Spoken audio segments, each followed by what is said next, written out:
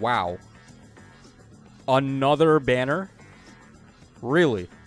Didn't we just get... Hold on, where is that Black Friday banner? Didn't we literally just get that? Where is it? Yeah, right here. So, this banner, this Black Friday banner, is going to last 26 more days. And then they just dropped this on our heads, too. Like, this...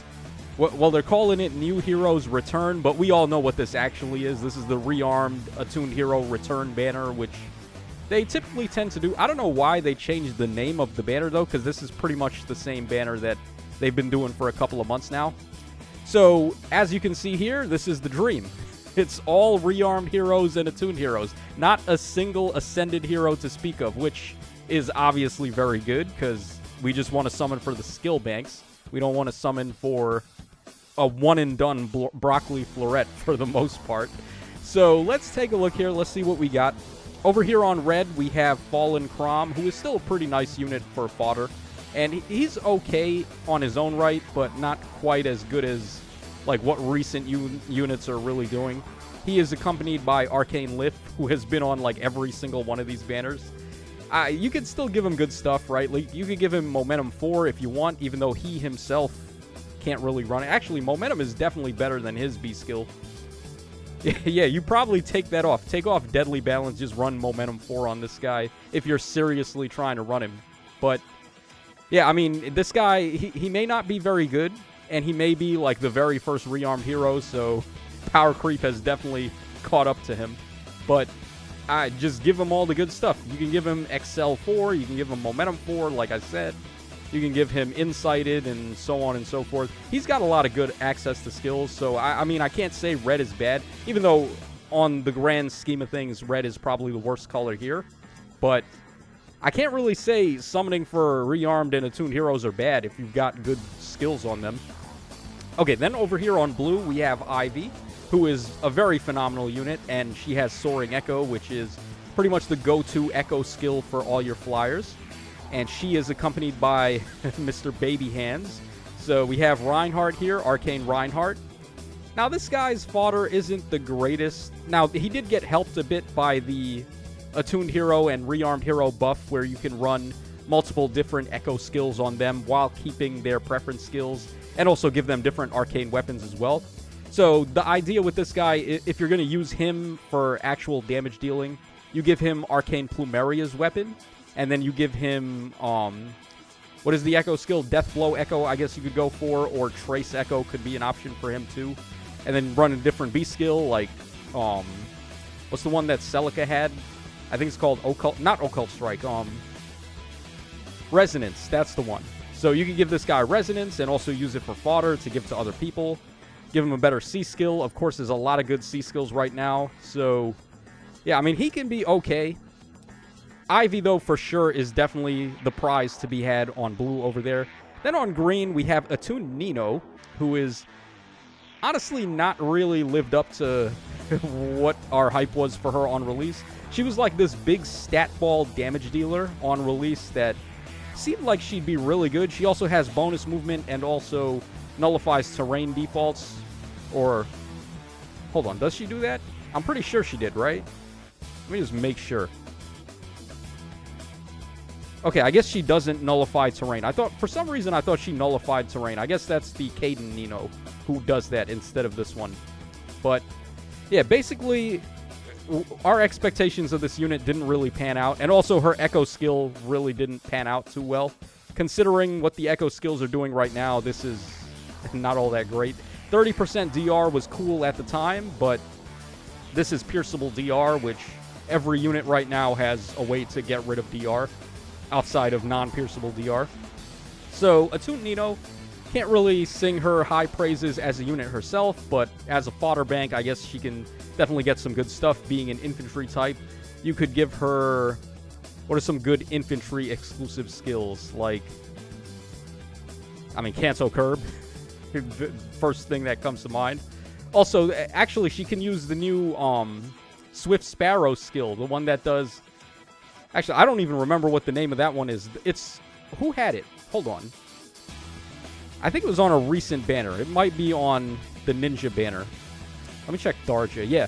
So, Sly Swift Sparrow. You could go ahead and give that to infantry, and the reason why that's good is because infantry can't get Flared Sparrow, which I think is, for my interest, I would say that's better than this. But it's only for... Flared Sparrow is only for cavalry and flyers, while this can be given to infantry, so that would be where you would want to run this. So maybe not the worst idea to give to Nino over here. And then, like I said, Canto Curb, the omnipotent C skill for infantry. And then for the B skill, you can give her a lot of different things. Assassin Strike, Speed and Defense Tempo 4 is okay. There's a lot of other good B skills. Like, B skills are just really good right now. Momentum 4, actually, no, I don't think she can get Momentum 4. I think that was for melee only, right? But, I mean, regardless, she is still an attuned hero, so she's still a fodder bank.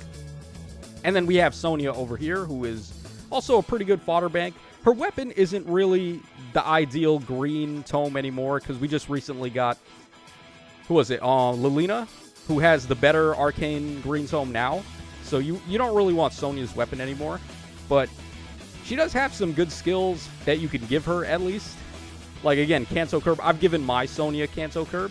So if I were to pull a copy of this unit, it would be highly valuable for me. And then also, like we said before, Resonance is a good mage skill to give her. You could also give her, what else is there? Like, Occult Strike, I guess. But is Occult Strike better than Resonance at this point? I'm not too sure on that one. It might be. It depends. I think it probably just depends on the unit. And then, of course, she's got her Gold Border Ploy skill, which can still be very handful. Or if you'd rather go for stat-boosting skills, those could be good as well. Is she able to get Endless Tempest, or is it... Hold on, let me just check Endless Tempest. I think it's for melee only. But if she could get Endless Tempest, that would be obviously a very good idea. Let me just double-check that. Okay, no, so range units cannot get Endless Tempest, so I guess screw that idea.